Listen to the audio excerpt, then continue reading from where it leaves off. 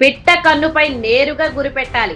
అంతేకాని అది వాలిన చెట్టు మీద పుట్ట మీద కాదన్న మాట వినే ఉంటాం. ప్రజెంట్ తెలంగాణ బీజేపీ పరిస్థితి కూడా సరిగ్గా ఇలాగే ఉందని తీవ్రంగా ఫీల్ అవుతుందట కేంద్ర అధినాయకత్వం.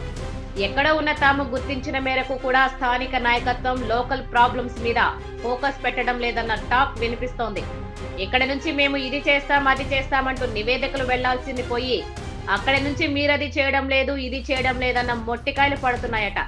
అంతగా స్టేట్ లోటస్ పార్టీ లుకలుకలేంటి, కేంద్ర నాయకత్వం ఏ విషయంలో రాష్ట్ర కమలనాథులపై గుర్రుగా ఉన్నారు, ఆ డీటెయిల్స్ ఏంటి? తెలంగాణ బీజేపీలో గ్రూప్ తగాదాలు, అధిష్టానం వీరినెలా గాడిన పెడతారన్న విషయమై ఉత్కంఠ. తెలంగాణ బీజేపీలో గ్రూప్ తగాదాలు తారస్థాయికి చేరుకున్నాయట.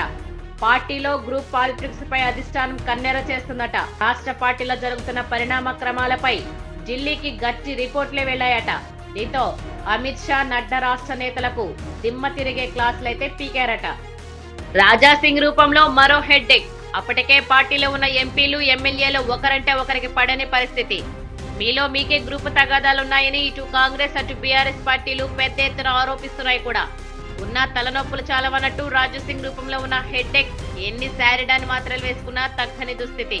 ఆయన అసలు రాష్ట్ర పార్టీ గాని కార్యాలయం గాని పట్టకుండా పేర్లలుగా పార్టీ నడుపుతున్నట్టు ఏకంగా పేపర్లు, టీవీలో పతాక శీర్షులకు ఎక్కడెంతో ఇదెక్కడి గొడవ అర్థం కావడం లేదని వాపోతున్నారట సగటు కమలం పార్టీ కార్యకర్తలు. గ్రూప్ పాలిటిక్స్ ఆపకుంటే సర్జికల్ స్ట్రైక్స్ తప్పవని హెచ్చరిక.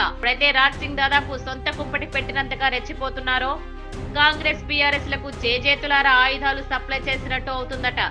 ఇదే పెద్ద సమస్య అనుకుంటే గ్రూప్ పాలిటిక్స్ కారణంగా పార్టీకి భారీ ఎత్తున డ్యామేజ్ జరుగుతున్నట్టు కేంద్ర నాయకత్వం ఫిక్స్ అయిందట. ఒకవేళ మీరు గాని మీ తీరు గాని మార్చుకోకుంటే సర్జికల్ స్ట్రైక్స్ తప్పవని హెచ్చరించినట్టు తెలుస్తోంది. 2018 నాటికి 2023 నాటికి స్టేట్ బీజేపీలో చాలానే తేడా. 2018 ఎన్నికల నాటి సీన్ కి 2023 ఎన్నికల తర్వాతి నాటి సీన్ కి తెలంగాణ బీజేపీలో చాలానే తేడా.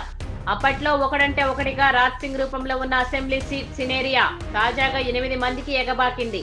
ఇక ఎంపీలు కూడా అష్టదిగ్గజాల్లా 8 మంది లోక్సభలో ప్రాతినిధ్యం వహిస్తున్నారు. వీరిలో పాటు 2 కేంద్ర మంత్రులు బండి కిషన్ రూపేణా రాష్ట్ర బీజేపీకి ఫ్లాగ్షిప్ లీడర్షిప్ మెయింటెనెన్స్ చేస్తున్నారు కూడా. ఇటీవల ఎమ్మెల్సీ ఎన్నికల్లోనూ కమలం పార్టీ విజయబావుట ఎగరవేయడంతో ఏకంగా ప్రధాని మోడీ నుంచే ప్రశంసల వర్షం కురిసిన పరిస్థితులు. వచ్చే స్థానిక ఎన్నికలకు పార్టీని సమాయత్తం చేసి చాప కింద నీరులా మరింత ముందుకెళ్లాలనుకుంటే ఈ గ్రూపు తగాదాలేంటో అర్థం కావడం లేదని వాపోవడం బీజేపీ అగ్రనాయకత్వానికి అతి పెద్ద సవాలుగా నిలుస్తుందట. కాంగ్రెస్ కి, బీఆర్ఎస్ కి కాదు బీజేపీ ప్రత్యామ్నాయమన్న సంకేతాలను ఇస్తున్న గణాంకాలు. ప్రస్తుత రాష్ట్ర రాజకీయ పరిస్థితుల ప్రకారం చూస్తే కాంగ్రెస్ కి ప్రత్యామ్నాయం బీఆర్ఎస్ కాదు బీజేపీ అన్న సంకేతాలను ఇస్తుంది బీజేపీ గణాంకాల పట్టిక. అంతగా బీఆర్ఎస్ కుదేలై కూర్చుంది. ఈ సిచ్యువేషన్ లో స్థానిక బీజేపీ నేతలు కుదురుగా ఉండాలన్నది పైనుంచి అందుతున్న సందేశాల సారాంశం. కానీ ఇక్కడ వీరు మాత్రం ఎవరికి వారే యమునా తీరే అన్నట్టు బృందగానాలు వినిపిస్తున్నారట. దీంతో ఢిల్లీ పెద్దలు తెలంగాణ బీజేపీ పనితీరు పట్ల తీవ్ర అసంతృప్తిగా ఉన్నట్టు సమాచారం.